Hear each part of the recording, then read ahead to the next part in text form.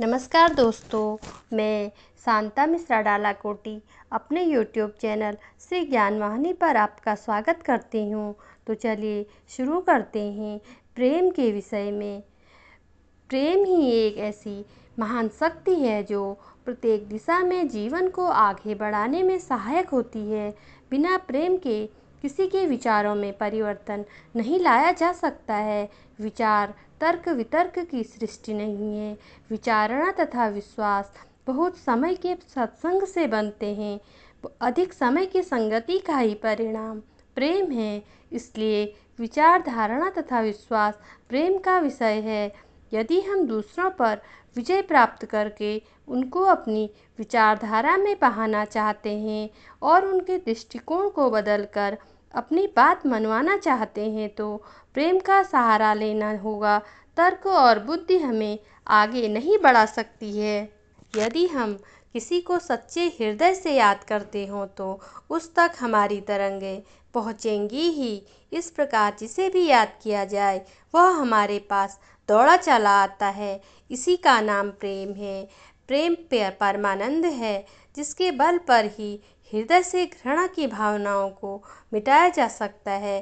प्रेम से ही सत्य और शांति को प्राप्त किया जा सकता है।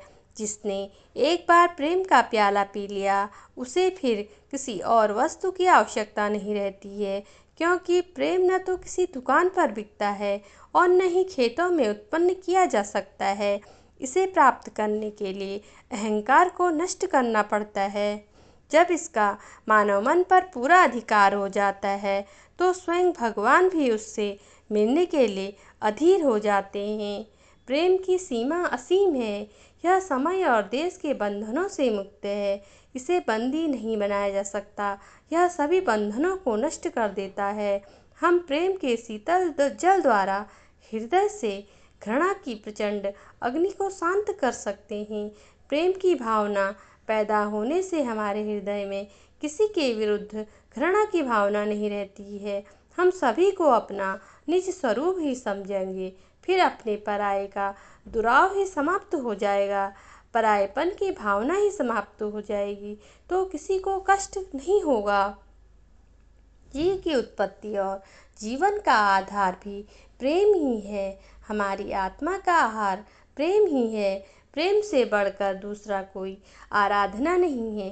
प्रभु को प्राप्त करने का साधन भी प्रेम ही है।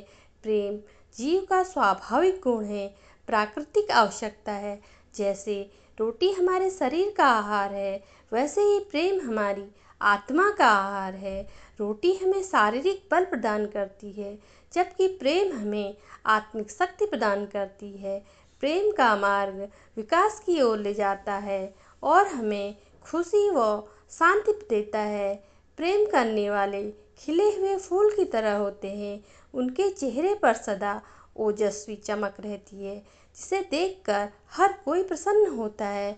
उसका व्यवहार फूल की सुगंध की तरह सभी को आनंदित कर देता है।